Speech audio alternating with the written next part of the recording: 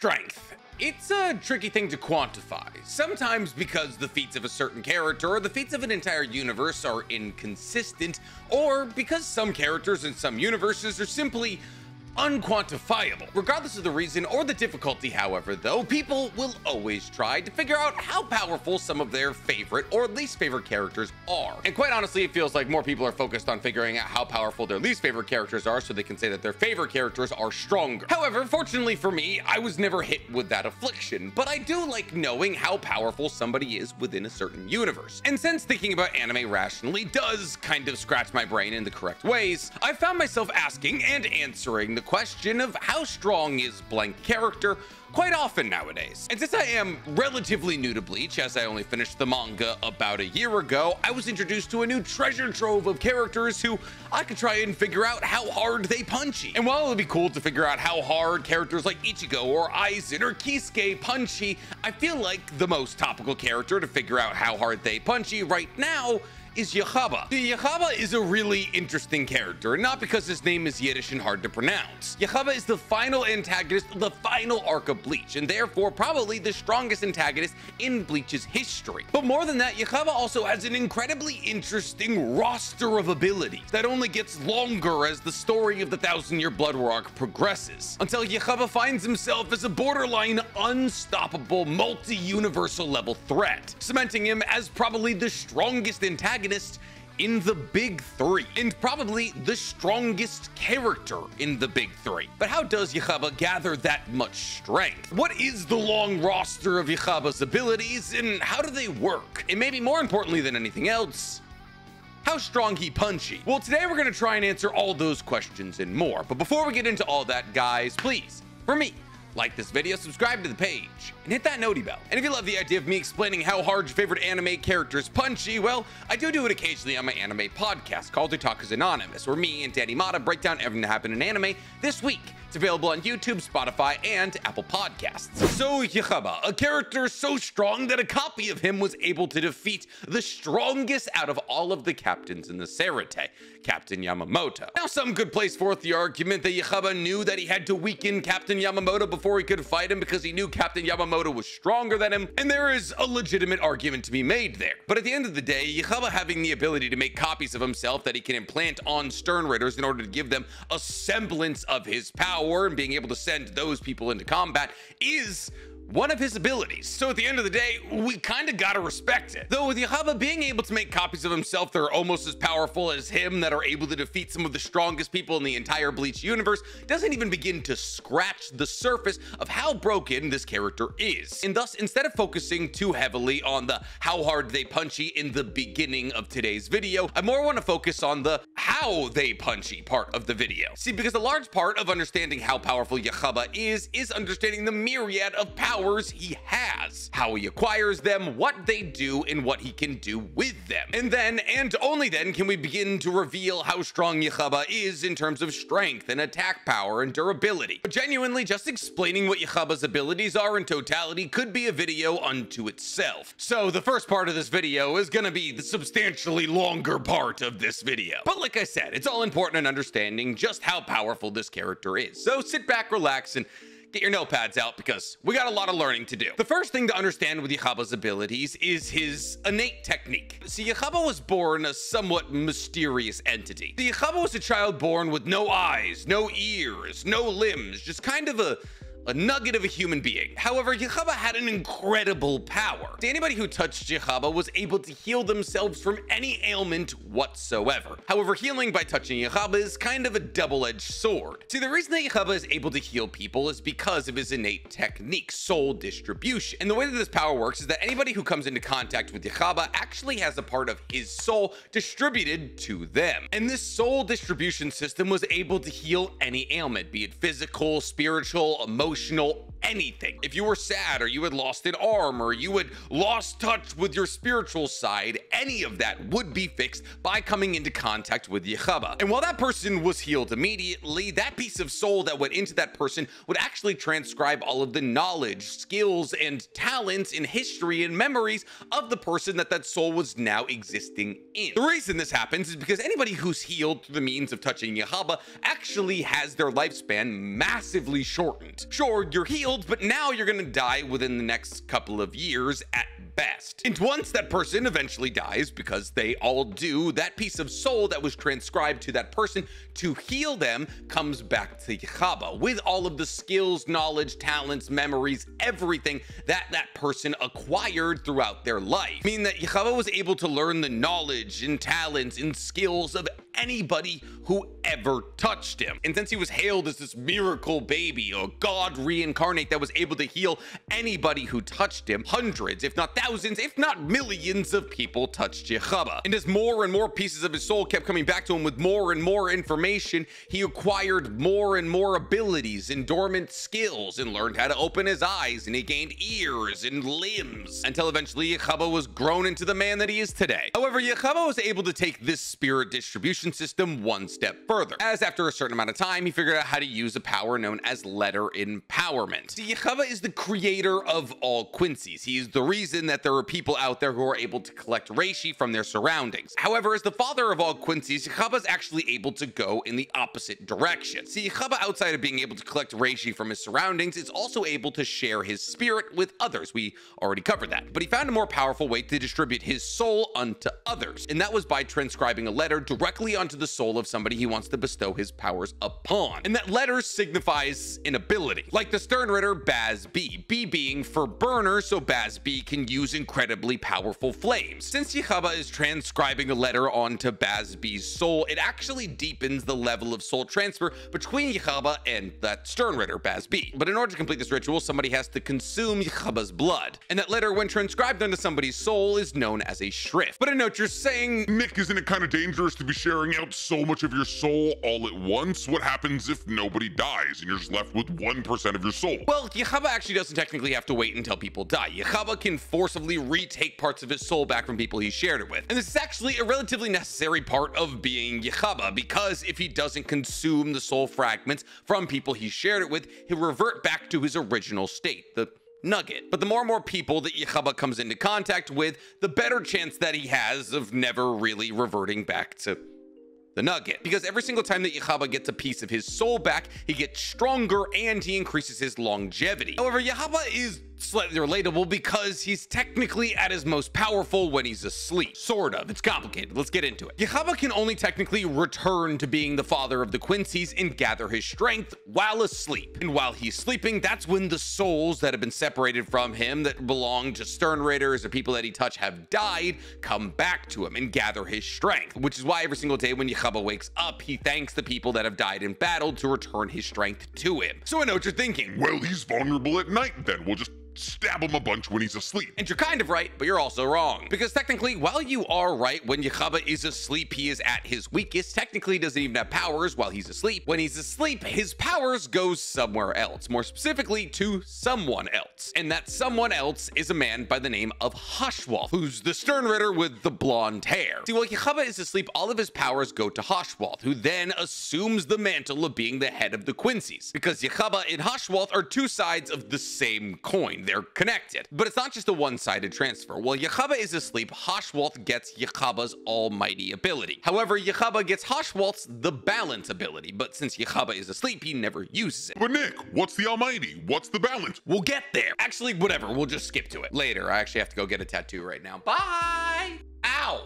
Why do I keep getting these? But look at the pretty colors. So, where were we? Yeah, the Almighty. The Almighty is a terrifying ability. So the Almighty comes with a ton of different abilities. The first of the abilities is omni-precognition, which is essentially that Yahaba can know everything that's going to happen from the current moment to as far in the future as he wants. Meaning, for all intents and purposes, in layman terms, that Yahaba knows the future of the entire universe. And anything between the present and however far into the future Yahaba wants to look, he can go and look at. But since time in the Bleach universe, and probably in our universe, isn't linear, Yahaba doesn't just see one future, he sees all possible futures. Meaning anything that you might do that might change the possible future that Yahaba is currently looking at, he already knows, making him basically impossible to hit because he can anticipate everything that you might do. Now, this precognition applies to everything in the universe except for Mimihagi, which is the right hand of the Soul King. Now, if you watch my video on the Soul King, you'll know that the Soul King is an entity that Yahaba wants to kill that was split into a bunch of different important piece. Mimihagi is the right hand of stillness. It governs all of the stillness in the universe, meaning it can technically stop anything from happening. Now, this is one because Mimihagi has the ability to stop all things, like Yahaba's precognition, but also because Mimihagi also has precognition,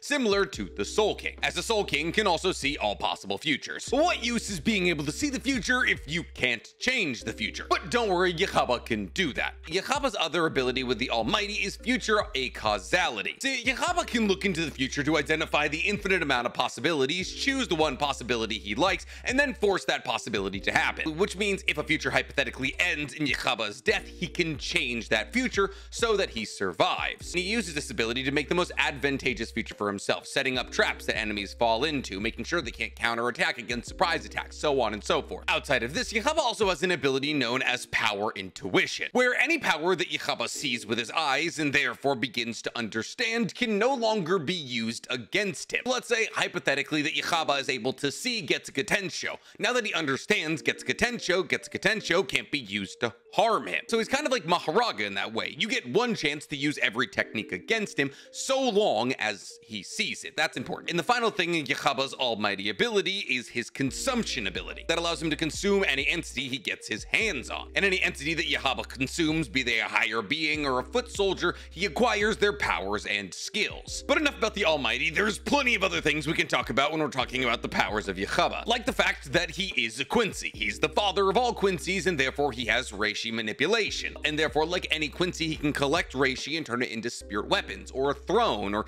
stairs to ascend to the highest level of the Silber. He's also a master of the Quincy high-speed movement technique here in Kyaku, as he was able to appear behind Captain Yamamoto basically without Yamamoto noticing, as well as keep up in speeds with the likes of Ichibei, who was faster than light, and an arranged hollow form Ichigo, who was definitely faster than light. But even if hypothetically he were to go up against somebody stronger than him, he has enough defensive capability to stop pretty much any offensive output, specifically through the Quincy defensive technique known as Blut. See, this technique has a Quincy funneling Reishi into their blood vessels, pumping Reishi into their very own body to increase the hardness of their body, making their own skin a suit of armor. But since Reishi is being pumped into the physical body of the Quincy in question, they're able to use it offensively or defensively, just not both at the same time. And Yahaba's Blut, and more specifically Blut Vein, is insanely powerful. We've seen already in the anime that Yahaba's Blut Vein is able to stop two separate Getsuga Tensho, one from some distance away that didn't injure Yahaba at all, and one from point blank range that only burnt his arm a little bit. However, Yahaba also has a different application of his Blut Vein. He has Blut Vein on Haben that allows him to extend his Blut Vein far beyond his body, making a bubble of a force field around him that's so strong it can block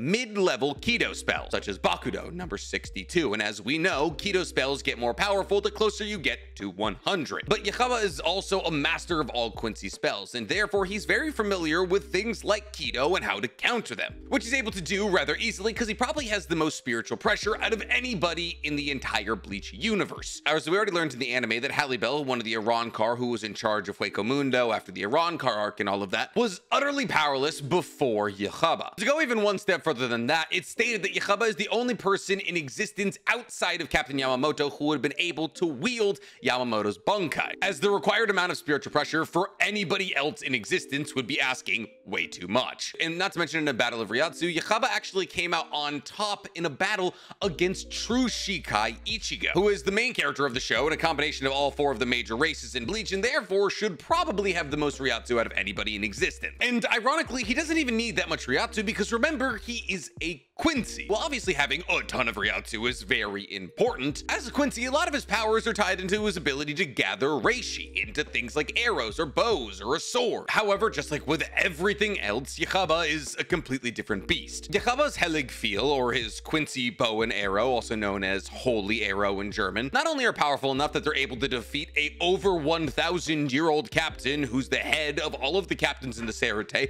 Captain Yamamoto, but also Yahaba is the only one out of all of the Quincies who doesn't have to form a bow to shoot his arrows. All he has to do is make an outstretched finger and then boom, arrow, which allows him to shoot them at a much greater velocity and with only one hand. To go even one step further than that, Yahaba also has the ability to create a Reishi broadsword, which we've seen is so powerful it was able to cut Captain Yamamoto in half, which is terrifying for a couple of reasons, but the most important reason being that Captain Yamamoto's Bankai basically made him the center of the sun, which would mean that Captain Yamamoto's durability is somewhere around solar level, meaning that Reishi broadsword being able to cut through a man who was able to tank the heat of a sun probably puts that attack power somewhere around solar level. But some could say that's a stretch. At the very least, it's very impressive. But if that's not enough for you, remember how earlier we were talking about Blut and how it can be used offensively or defensively, just not at the same time? Well, we only covered what it's able to do defensively. When Yahaba or any of the Quincy's use Blut offensively, it's known as Blut Artillerie, which is essentially the application of Blut in an offensive capability that gives Quincy's like Yahaba a Bankai level increase to their strength.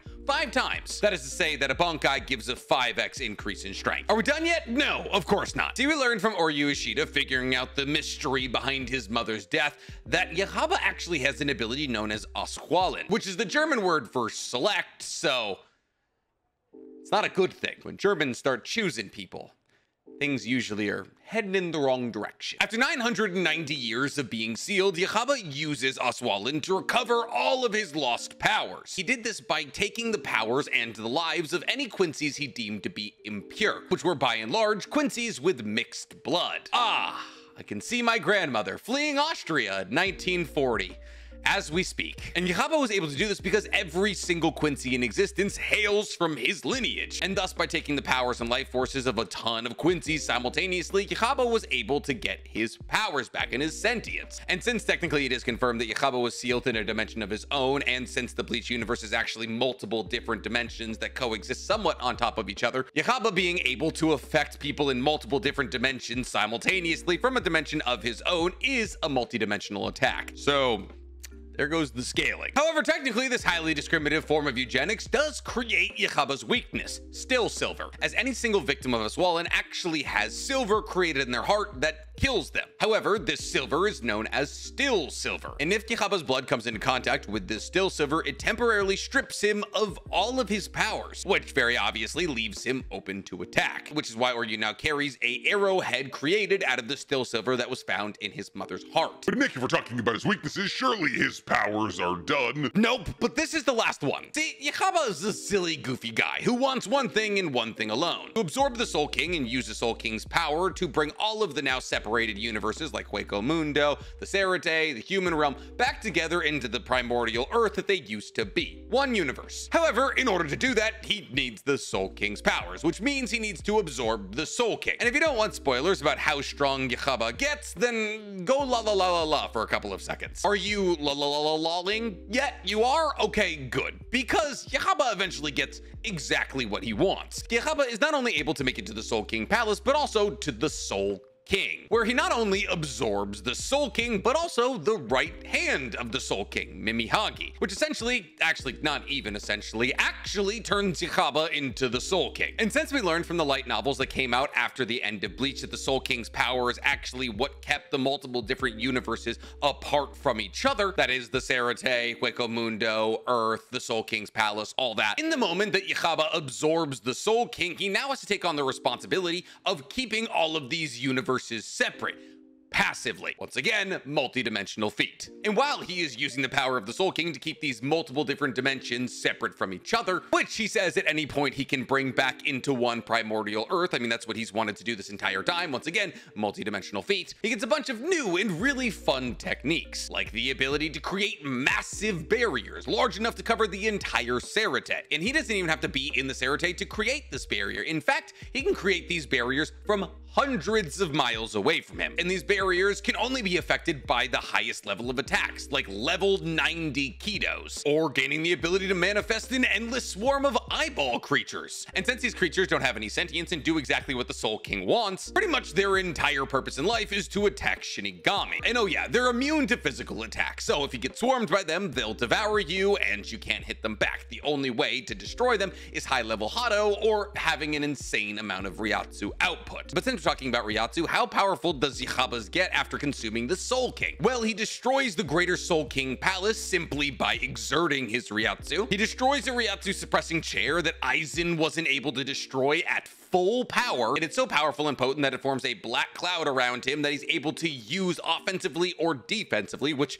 nobody has ever been able to do. Reiatsu is like chakra or nen. Being able to manifest it so densely that it can be used either offensively or defensively is insane. On top of this, after becoming the Soul King, Yahaba also becomes kind of an alchemist. In fact, Yahaba goes so far as to transmute the entirety of the Serete into an entirely new city. Well, not even really a city. He transmutes the Serete into a Quincy Zaichen. You know, the pentagrams that all the Quincy's wear, but on top of that, he also creates a massive castle with a tower in the middle of it. Oh yeah, and he can also create dimensional portals that allow him to travel between dimensions and pretty much any place in space-time instantaneous. So, all in all, what are Yahaba's abilities? Well, he has the ability to see infinite futures, to change the futures, change matter. He has more Reiatsu than any living human being. His durability is basically impossible to break through. He has a Bankai level increase with Blut Atere. He can create dimensional portals. He has the ability to hold multiple different universes apart from each other or pull them into each other. He has the ability to launch attacks from other dimensions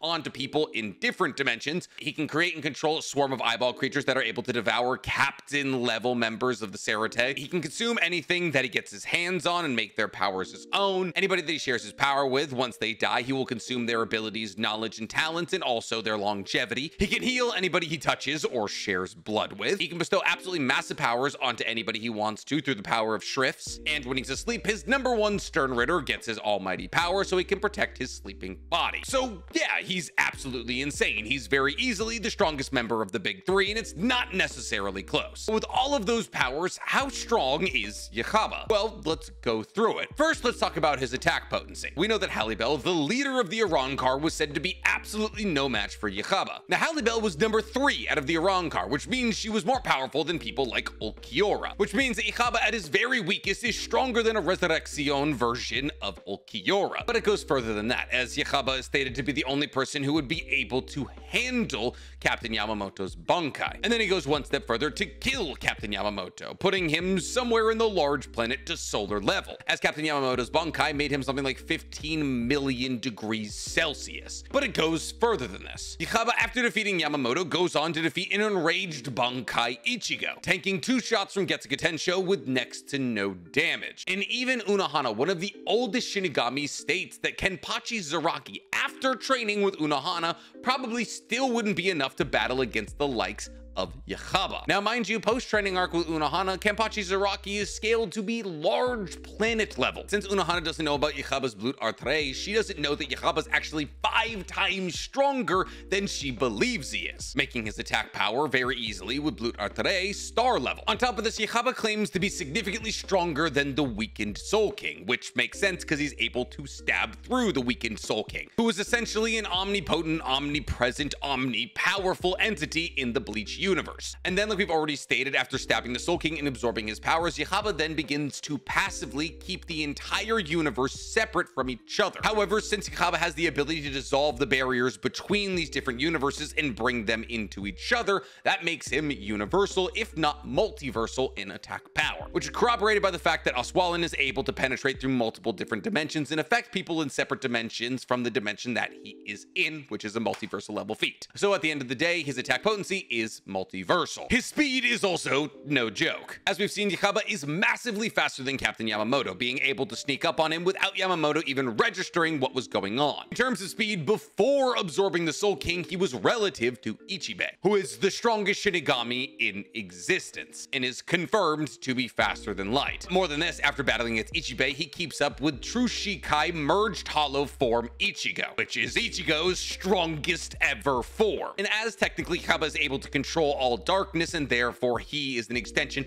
of his own darkness. His darkness being able to travel from his place in the Soul King Palace to the Serete instantaneously, which is a distance of hundreds of miles, makes him massively faster than light. And technically, he has infinite attack speed. You see, because any shrift that Yahaba gives to a Stern Ritter is technically just his power. He gives these powers to the Stern Ritter so that they can figure out these powers and make them stronger, and then once they die, they come back to Yahaba so he can use them. One one of those shrifts is X for X-axis, which gives the user the ability to release a penetrating force. But this penetrating force isn't a projectile or an object with a quantifiable speed. Essentially, it gives Yahaba hit scan, where essentially anything between the muzzle of Yahaba's weapon and where he's aiming is hit with a penetrating force instantaneously, which eliminates the possibility of dodging, because the second that this projectile, which isn't actually a projectile, is fired, it hits you. There is no quantifiable speed to the object. However, there's technically one weakness with the X-axis, and that is that there's no infinite range to the X-axis. It can only travel a certain distance. However, that certain distance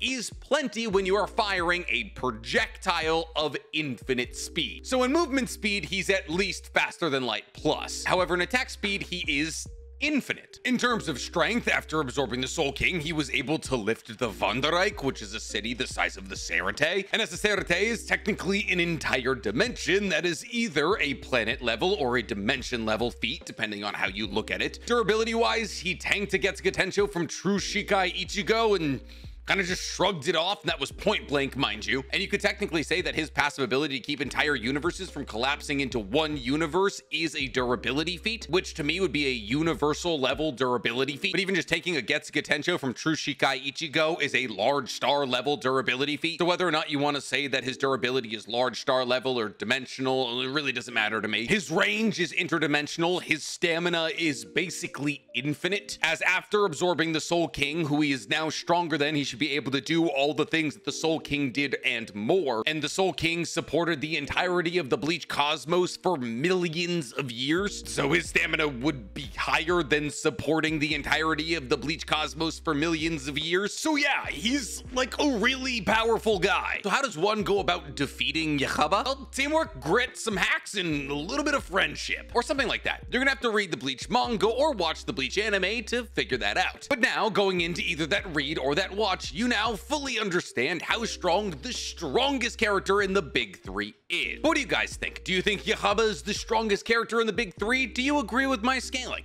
Tell me in the comments below, and while you guys are down there, please, for me, like this video, subscribe to the page, and hit that noti bell. I never want to say the word Yahaba again.